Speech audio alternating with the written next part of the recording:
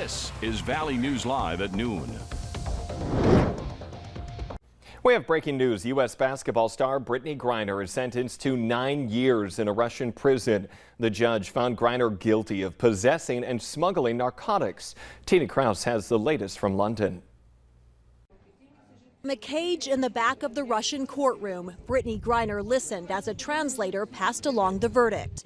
The judge found the 31-year-old basketball star guilty of deliberately bringing vape cartridges containing cannabis oil with her when she flew to Moscow in February. Before the verdict, Griner offered an apology to the court.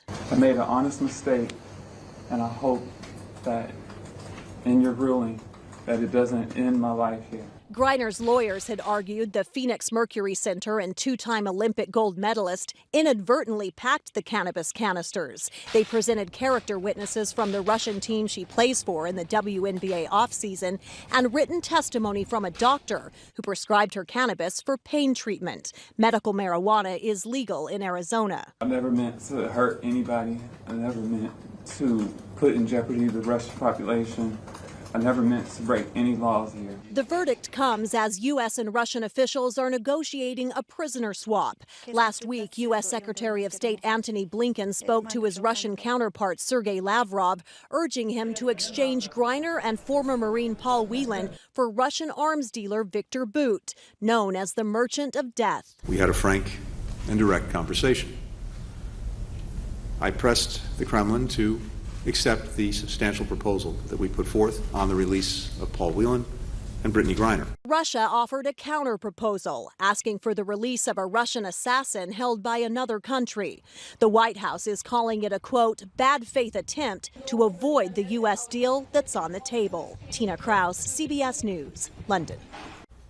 In a statement, President Joe Biden says his administration will continue to work tirelessly to pursue every possible avenue to bring Griner and Paul Whelan home safely and as soon as possible. Let's get a check of that forecast right now. Here is our live look. We are looking east toward Moorhead there. Nice blue skies right now, but it won't be nice blue skies as we head into the weekend, at least every day. Lisa Green has a check of the forecast. Good afternoon, Lisa. Good afternoon. Yes, we've got our next system approaching, and that is drawing in some hot air that's coming our way starting today and will bring us a chance for storms tomorrow. So a couple of concerns for your Friday has me raising a first alert weather day for your Friday, just because we want you to be prepared for that potential for the weather to impact your plans, especially Friday evening. And we're going to be talking about that throughout the news here. And taking a look at your planner here for this afternoon, we've got clear skies in most areas on the radar and satellite map. Just a couple of clouds down toward places like Wahpeton, Breckenridge. Beyond that, we are enjoying plenty of blue out there, and our temperatures are on the rise. We're well into the 70s. Jamestown getting close to 80 degrees at 79. It's 75 in Fargo, Grand Forks 76, and a cooler 73 in Bemidji. We started in the 40s this morning, so a nice jump from there, and we'll keep watching those temperatures rise heading into the afternoon. Here's a look at our planner for Fargo. Expect temperatures to climb further into the 80s to even 90 degrees potentially for some of us in places like Fargo and in southeastern North Dakota for today.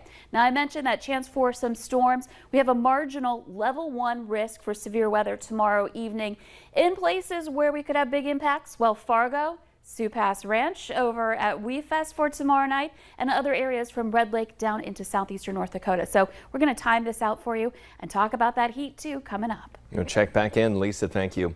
The jurors in the Parkland school shootings sentencing will be touring the building where 17 people died and another 17 were wounded on February 14th of 2018. Shortly after that shooting, the building was fenced off and sealed. Officials say that Valentine's Day gifts and bullet holes are still in place. Jurors are deciding whether to sentence the shooter to death or if he will spend the rest of his life in prison. A dog is being tested for rabies after attacking an animal control officer and a police officer in Brooklyn Park, Minnesota. Two dogs had jumped out of a fenced yard and were causing problems for utility workers in that area.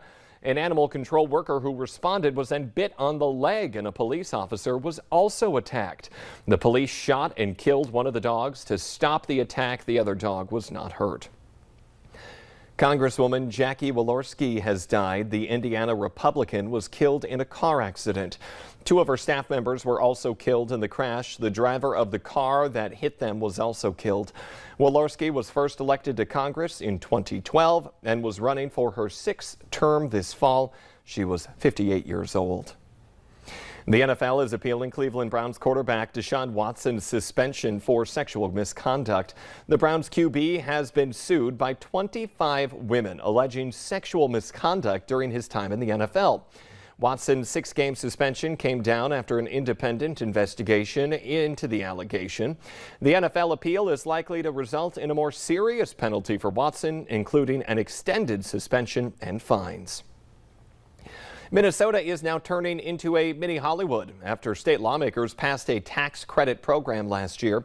6 projects got the green light to film in the state, bringing more than $10 million to Minnesota's economy. The projects include 3 movies, 2 TV shows, and a commercial. Most filming is taking place in Minneapolis, but it also happens in Duluth and Stillwater. As Lisa mentioned, country music fans already know what time it is. It's the first day of the 3-day country music festival, WeFest. This year, Jason Aldean, Miranda Lambert, and Luke Bryan are headlining on the stage at Sioux Pass Ranch. Campers were already set up today to prepare for the big weekend of music. WeFest is really all about the people.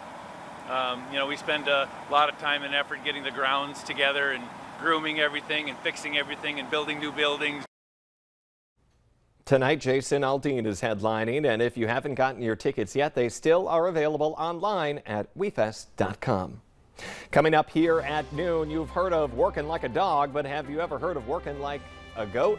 One Minnesota town has a new way to keep out those invasive plants. But next, it's going to be a warmer one today. However, we're preparing for potential storms tomorrow. Meteorologist Lisa Green has your forecast.